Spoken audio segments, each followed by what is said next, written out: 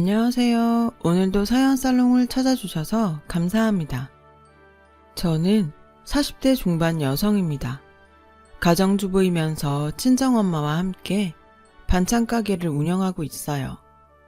지금은 반찬 가게가 성공을 거둔 덕분에 안락한 삶을 보내고 있지만 자리를 잡기에 이르기까지 서러운 일들도 제법 많았었죠. 가정 형편이 많이 어려웠었거든요. 친정 부모님께서는 없이 산다고 기죽을 필요는 없다며 가난 앞에 당당하셨지만 자식 입장에서는 그게 아니더라고요. 저는 괜찮은데 평생을 고생하며 살아오신 친정 부모님이 늘 걱정이었어요.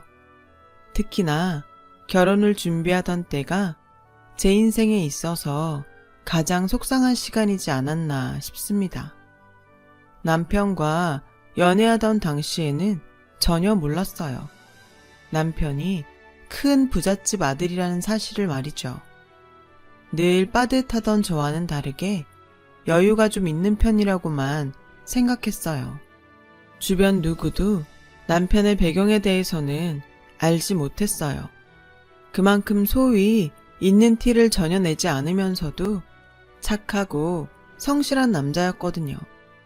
저는 시댁에 첫인사를 드리러 가던 날에서야 비로소 남편의 배경을 알게 되었죠. 시댁의 첫인상은 으리으리하다 였어요. 내가 지금 드라마를 보고 있나 싶었거든요. 드라마에서나 보았던 마당 딸린 단독주택이 실제로 저의 눈앞에 펼쳐졌어요. 심지어 그곳은 서울 한복판이었어요. 하지만 기죽지는 않았죠. 없이 산다고 기죽을 필요 없다는 친정 부모님의 가르침을 되새기면서요. 그런 저의 길을 죽여놓고 싶었던 모양이었을까요? 아니면 양가의 격차로 인해서 결혼 자체를 반대하고 싶었던 모양이었을까요? 듣도 보다 못한 음식들이 떡 부러지게 차려진 자리에서 시모는 첫 만남 첫 마디부터 대놓고 재산 자랑이었죠. 어때? 우린 매일 이 정도는 먹고 산다. 아, 네. 이렇게 맞아주셔서 감사합니다. 반응이 왜 그래? 안 놀라니? 네. 다들 처음 보는 음식들인데요. 저도 맛있는 음식 많이 먹고 자랐어요. 친정 엄마 음식 솜씨가 아주 일품이시거든요. 놀랄 일이 음식이 전부가 아닐 텐데. 네, 알고 있습니다. 걱정하시는 거죠? 양가의 차이가 너무 심해서요. 그나마 멍청하지는 않은 것 같아 다행이네. 남편이 지금 뭐 하자는 거냐며 시모에게 반발했지만 시모는 자기 할 말만 이어갔어요. 우리 재산이 현물, 부동산 합쳐서 한 80억 조금 넘나? 말이 80억이 조금 넘는다는 수준이지 너무 많아서 뭐가 얼마나 되는지 잘 가늠도 안 돼. 현금이자만 해도 감당이 안 될 정도다. 그렇군요. 노후는 든든하시겠어요, 어머님. 어머님은 아직 이르지 싶다만. 네? 우리 정도 배경에 나처럼 너그러운 시어머니? 그런 거 없다 얘. 고마운 줄 알고 시키면 시키는 대로 해. 그때 남편이 화를 벌컥 내며 저의 손을 붙잡고 일어서더군요.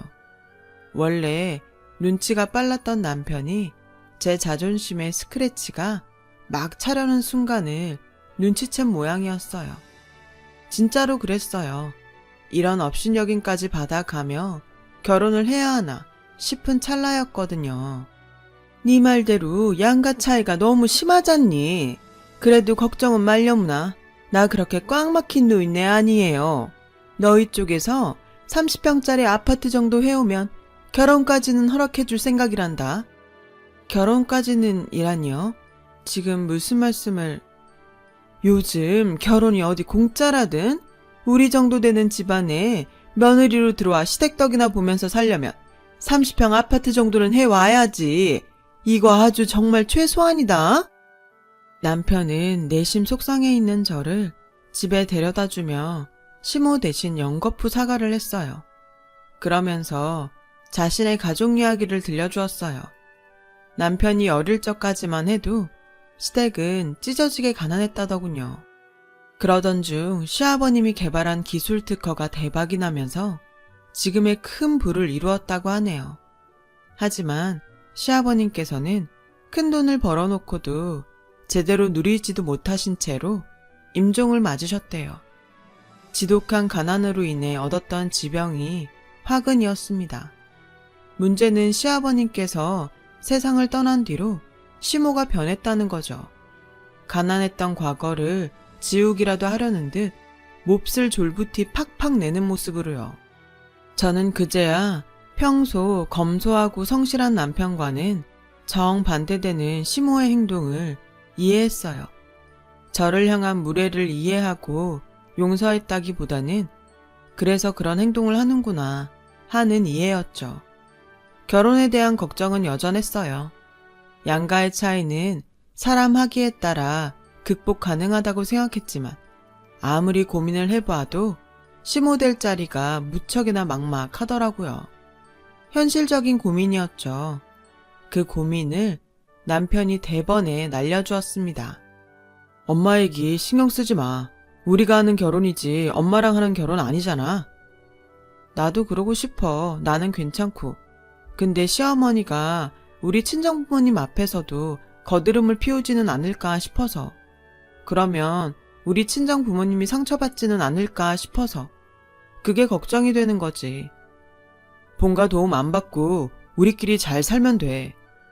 그게 말처럼 쉽냐고. 당신 낳아준 어머니인데. 행복하게 잘 사는 모습 보면 엄마도 바뀌겠지. 안 바뀌면? 그래도 걱정하지 마. 내가 당신 끝까지 지켜줄게. 그렇게 저와 남편은 결혼 준비를 이어갔어요. 물론 시댁에서는 돈 한 푼 받지 않았죠. 저희 부부가 사회생활을 하며 알뜰살뜰 모아둔 돈과 친정 부모님께서 대출까지 받아가며 어렵게 마련한 오래된 빌라에 신혼집을 차렸고요. 친정 부모님의 대출은 저희 부부가 갚아드릴 예정이었죠. 시모는 어땠냐고요? 당연히 결혼을 한사코 반대했죠. 그럼에도 저희 부부는 굴하지 않았어요. 서로를 너무 사랑했으니까요. 결혼 후 한동안 시모의 방문이 이어졌어요. 신혼살림 하나하나 트집을 잡아대는데 없던 전까지 만들어서 떨어질 지경이었죠. 거지 같은 빌라에 산다면서 이래서 없이 산 것들은 체면이고 뭐고 모른다. 따위의 말들을 입에 올려댔고 곧 80억이 800억으로 늘어날 거라는 호언장담을 하면서 저더러 반찬 가게니 뭐니 다 때려치우고 친정 식구들과 함께 시댁에 들어와 허드렛 일이나 하며 죽은 듯 지내라더군요. 그러면 가정부에 운전기사 월급까지 더해서 쳐주겠다나 어쩐다나. 폐악질도 이런 폐악질이 또 있을까 싶더라고요. 도무지 참을 수 없던 저희 부부는 시모를 내쫓았어요. 다시는 안 볼 생각으로요. 시모도 냉정하게 돌아서더라고요. 그런데 자기야, 시어머니 소식 들었어? 아니 왜? 엄마가 또 무슨 짓 했어? 우리 집에는 우리 못마땅해서라도 안 올 거고 혹시 장인 장모님께 무슨 실수라도? 그런 건 아니고 그쪽 동네 사람들이 그러더라. 시어머니가 무슨 큰 투자를 시작했다고. 냅둬. 자식이고 나발이고 돈 맛에 아들 망신이나 주는 사람 이제 나도 신경 안 써. 다단계 갔던데. 뭐? 다단계? 엄마라지만 질린다 진짜. 돈 무서운 줄 모르고 아주. 암튼 걱정하지 마. 걱정은 안 해. 그냥 이 얘기가 꼭 해주고 싶어서.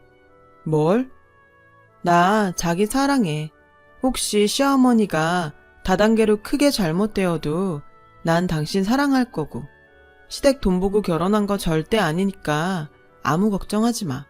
난 무조건 당신 편이야. 진심이었어요.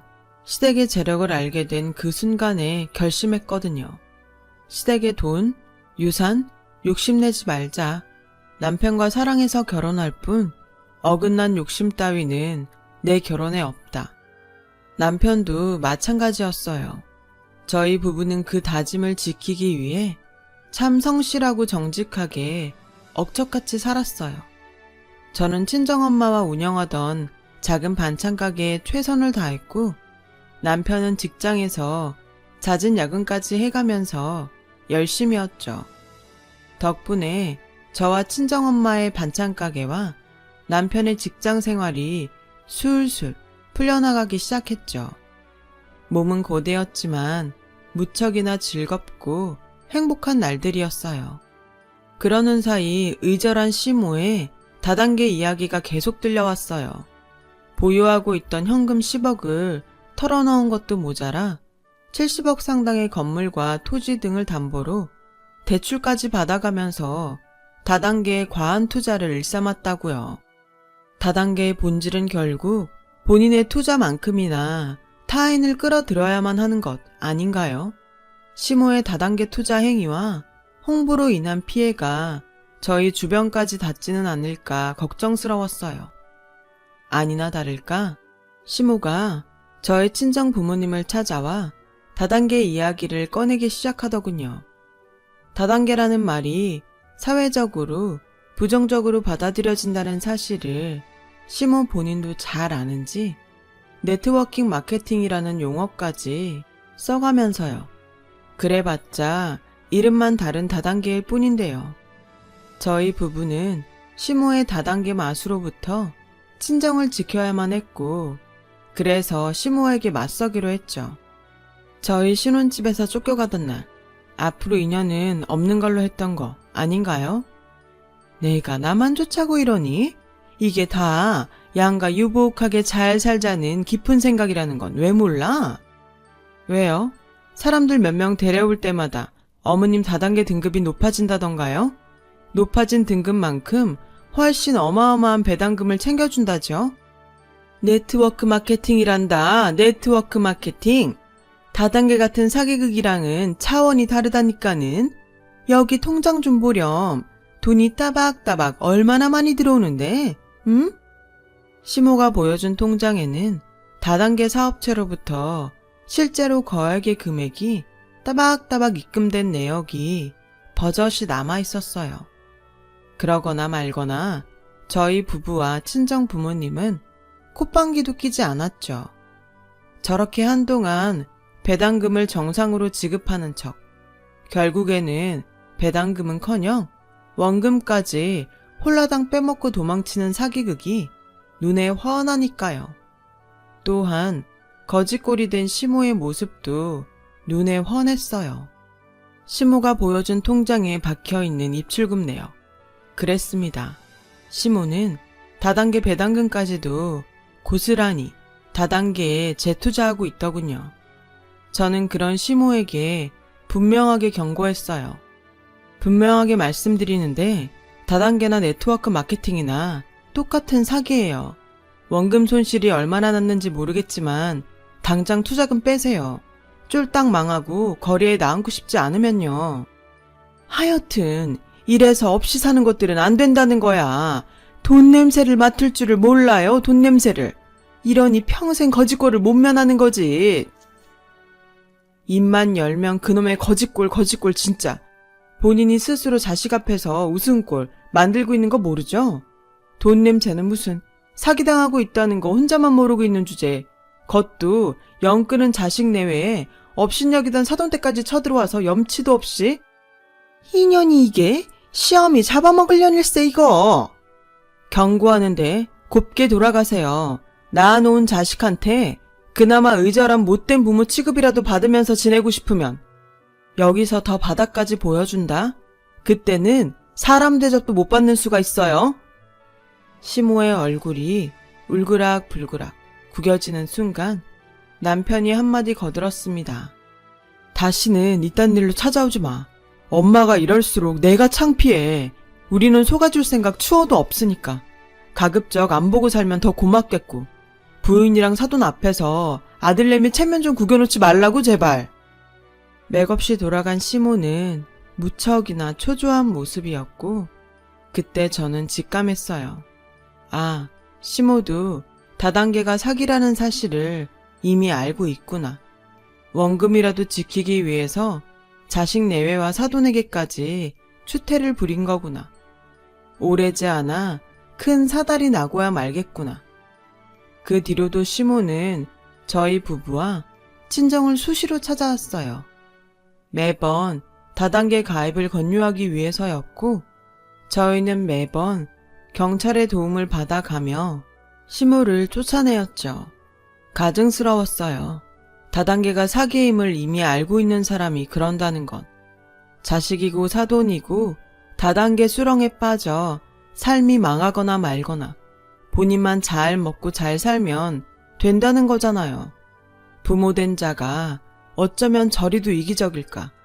정만 뚝뚝 떨어져 갔죠. 그러는 한편으로 저희는 더욱 열심히 살았어요. 우리는 돈에 눈이 멀어 회개한 짓이나 일삼는 사람이 아니라는 것을 보여주기 위해서요. 그리고 마침내 대박이 났어요. 저와 친정엄마의 반찬 가게가 맛과 위생으로 소문이 난 덕분이었어요. 거의 같은 시기에 남편도 직장에서 대박을 냈어요. 남편이 주도하던 프로젝트가 거액의 계약에 성공한 것이죠. 남편은 큰 성과금과 함께 승진을 이루었고요. 두 호사를 동시에 맞이한 저희 부부는 그동안 꼬박꼬박 저축해왔던 돈과 남편의 인센티브를 합쳐 친정 부모님께서 신혼집을 마련하는 데 보태면서 생겼던 대출금을 모두 갚아드렸어요. 행복한 날들은 계속 이어졌어요. 저와 친정엄마는 반찬가게 분점까지 내었고 중견 유통업체와 납품 계약까지 맺었어요. 그렇게 1년을 악착같이 모으고 또 모아서 새 신혼집을 장만하게 되었습니다. 시모가 입만 열면 요구해 댔던 바로 그 30평 아파트였죠. 새 신혼집을 계약하던 날 저는 눈물을 흘리고야 말았어요. 겉으로는 당당했지만 속으로는 시모로부터 받았던 서름이 꽤 컸던 모양이더라고요. 그 서름까지 털어낸 저희 부부 앞에는 꽃길만 가득할 예정이었죠. 하지만 저희 부부가 새 신혼집 입주를 앞두고 있던 어느 날 그 1년 사이 잠잠하던 시모가 저희 부부를 찾아오더군요. 역시나 제가 반드시 사달이 나리라 예상했던 거짓골 그대로였죠. 반찬 가게가 제법 잘 된다지? 열심히 정직하게 산 덕분이죠. 누구처럼 되지도 않는 욕심에 빠지지 않고. 그런데요. 아무리 서운한 사이로소니 그래도 내가 시어머니잖니. 아범 낳아준 친모고. 죄송하지만 용건만 말씀하시겠어요? 납품기일 맞추려면 많이 바빠서. 있잖니? 나 단칸방이라도 하나 마련해 주렴. 올 것이 왔구나 싶은 제가 빤히 쳐다보자 시모가 얼마나 급했는지 대뜸 싹싹 빌며 애원하더라고요. 지난 일은 미안하게 생각해. 난 정말 악의는 없었다. 다단계니 뭐니 했던 일들 다 사과하마. 이렇게 비르마. 그러니 어디서든 살 수 있게만 해다오. 아니, 무슨 손해를 얼마나 받길래 이렇게까지 하는 건데요.